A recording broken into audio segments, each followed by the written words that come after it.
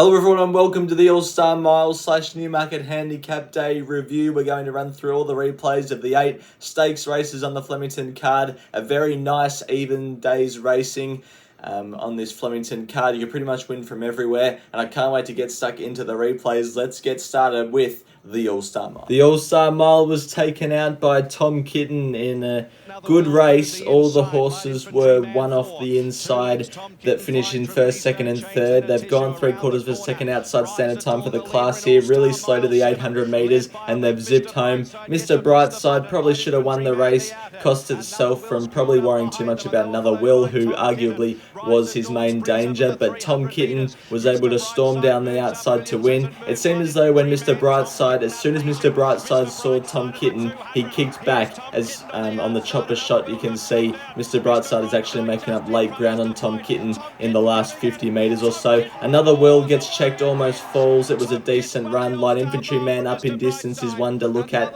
as a betting prospect. A Tissue is another one up to the 2,000 metres, third up.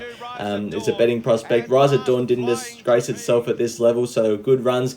I wanted to get your thoughts on if it was Craig Williams at fault or not for another Will falling. This was obviously the steward's vision. You can see Mr. Brightside comes out maybe a quarter of a horse and checks another Will, which nearly falls.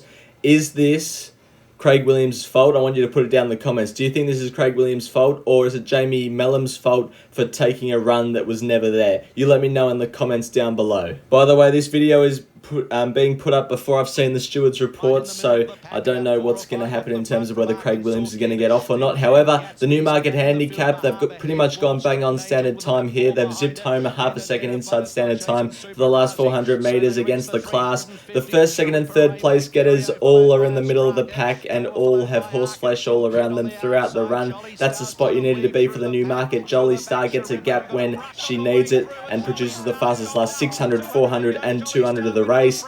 Stretton Angel to the outside runs really well. Headwall is in fine form. The horses to forgive, I thought Espionage was a bit keen, maybe see a gear change there on it heading into next start. Benedetta and Mahaba just forget. Ray Magnerio and Sharipa were ridden upside down, so that was my look at the Newmarket. Race 5, the Size Produce Stakes for the 2-year-olds, taken out by Vinrock. First, second, third, all settled behind each other on the inside. Algorithmic, the one to watch in the Yulon colours, about 4th last on the rails. They've gone pretty much bang on standard time here. Vinrock did it at both ends, did some, or produced some good early speed to get to the front, and then kicked away at the end. Algorithmic records the fastest last 600, 400 and 200 metres of the race. Seriously Hot was a forgive run. I thought it was just the tempo didn't set up for it. It was suited to horses on speed this race. Apart from that, Cora, 3 wide no cover, forgive, but very good run Vinrock.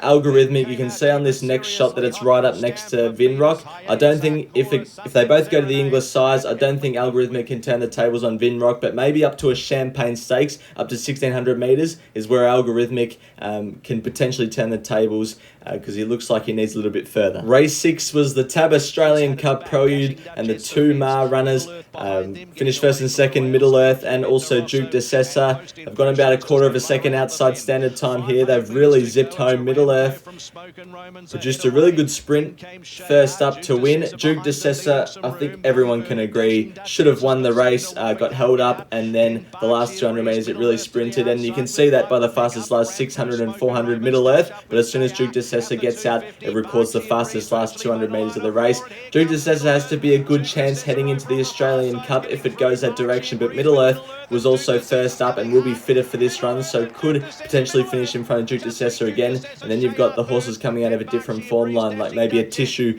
from the All-Star Mile, goes up to 2,000 metres in the Australian Cup, and the classy mare at the Flemington 2,000 metre scene can stamp her mark on the race. The one to follow out of that race for me was Post Impressionist. I thought it did some really good work late. Up to the 2,400 metres would suit if it goes there next start. If it stays at 2,000 metres, I don't think it can turn the tables on the Mar first and second place getter. Aramco I thought was a forgive run also. I don't think it liked leading over 2,000 metres, so it could be a betting proposition back to 1,600 metres. That was my look at the Australian Cup Prelude. Race 8, the CUNY Stakes, was taken out by a very, very classy 3-year-old filly in Treasure the Moment. They've gone a 2.5 inside standard time for the class here.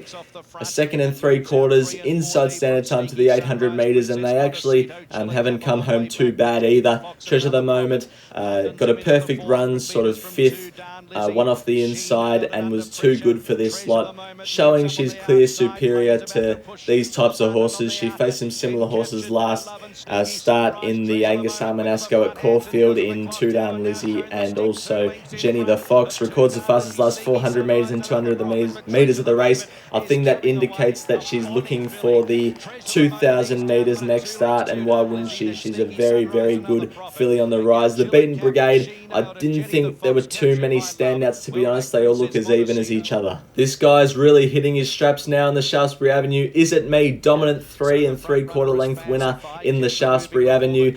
3/4 of a second inside standard time, basically for all sections to the 800, 800 to 400, and last 400. They've gone inside standard time, which is really good. Very good ride from Billy Egan to stick to his guns towards the inside, and the gaps presented at the right time. Records the fastest last 600, 400, and 200 metres of the race. Another race where out of the Beaten Brigade, I don't see too many horses to forgive, apart from Aztec Ruler, who was 3 wide no cover. It ends up finishing last. But Is It Me could progress up to a higher class of race next start and be competitive based off this run for sure. Wins, smashes this slot by 4 lengths, and is certainly starting to hit his straps now in his career. Race 2, the Ottawa Stakes, was taken out by Military Tycoon for this 2-year-old filly's 1,000 metre contest. They've gone about a 1/6 of a second inside standard time, and they've really zipped home here. Forgive all the horses towards the inside. It was the quicksand in these straight races. Military Tycoon lived up to the trial hype and was able to win by 2 lengths. Pure Passion actually records the fastest last 600, 400, and 200 metres of the race. I'd be following that horse maybe up to 1,100 metres or 1,200 metres next start. It really ran well. Decent from Gin Spirit again. That horse always seems to run well. Of the Beaten Brigade, I couldn't really vouch for too many of them, apart from all the horses stuck on the inside. They were forgive runs. And the last on the card was the Matron Stakes, taken out by Jenny Lala. G. Bedgood first time does the trick again. They've gone a 1/3 of a second outside standard time here. To the 800 metres, they've gone really slow, and they've pretty much zipped home, which would have really suited Road to Arataki, as it was a bit of a query at 1,600 metres.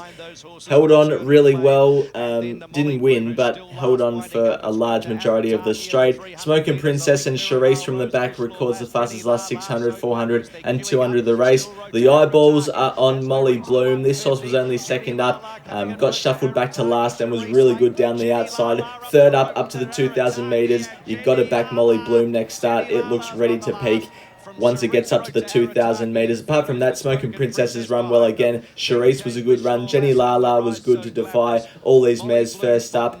It could just go to a new level under G. Bedgood, that's for sure. And these are my horses to follow from the meeting today. Algorithmic, I don't think it can turn the tables on a horse like Vinrock in the size next up, but maybe the Champagne Stakes, if the team progress on that direction, I reckon it has a good chance of turning the tables up 200 metres in distance. Post Impressionist, once it gets up to 2,400 metres, I reckon it'll peak. If it goes to the Australian Cup 2,000 metres next start, it might find a couple of them too sharp again. And Molly Bloom, third up to the 2,000 metres, looks a definite back.